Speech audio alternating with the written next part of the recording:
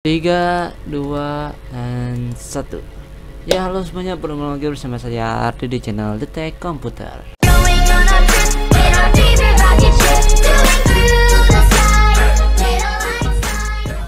Ya, dan pada video kali ini saya akan memberitahukan kepada kalian bagaimana caranya mengecek spesifikasi atau hardware yang kalian gunakan di PC, komputer, laptop, ataupun perangkat kalian. Ya, dan tentunya untuk mengecek seperti itu kalian membutuhkan dua software. Ya, sebenarnya tergantung sih, kalian butuh dua atau satu, itu tergantung kalian. Dan di sini saya menggunakan dua software, yaitu seperti yang kalian lihat di sini ada CPU Z dan juga PC. Nah, nanti kalau kalian mau saya akan taruh link downloadnya di deskripsi. Nah, pertama kali kita akan buka dulu CPU Z.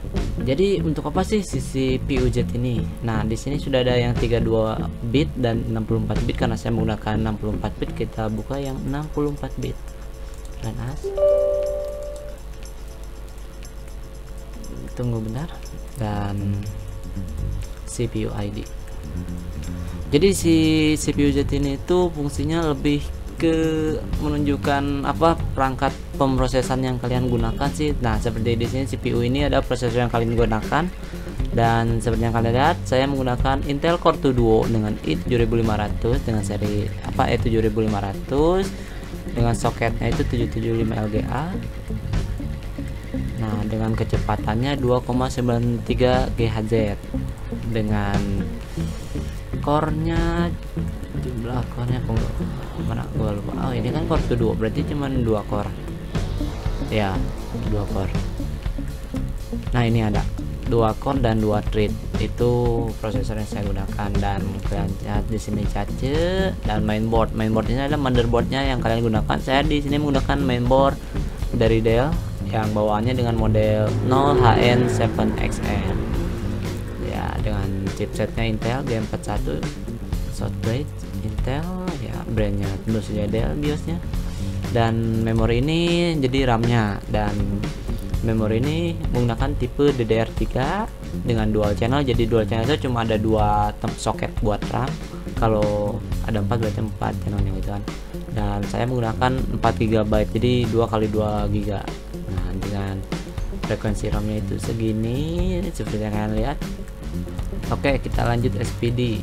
Ya, SPD ini sama memori slot RAM-nya. Nah, ini slot 1 dan ini slot 2.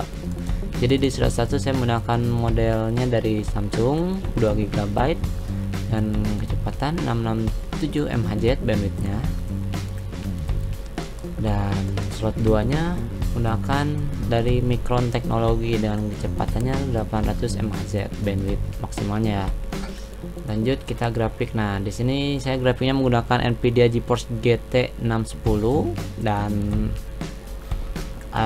kayaknya ini entah pack PG atau enggak, yang penting saya pakainya workflow aja, so it's okay, no problem. Dengan core-nya, kecepatan core-nya 810 MHz dan shadernya 1600, memorinya 500 MHz. Bukan memori nya ada. Jadi, nah ini baru memori seatnya itu 1 GB wide. Jadi saya baru tahu yang saya beli itu perasaan 512 MB dan ternyata 1 GB dengan DDR-nya 3, vendor Micron. Oke, it's good. Dan ini benchmarknya nggak saya aktifkan about ya. Itu tentang CPU Z. Jadi CPU Z itu lebih ke apa, hardware pemrosesan yang kita gunakan di ini, itunya di apa perangkat yang kita gunakan. Ya, kita lanjut di PC, klik kanan run as dan yes.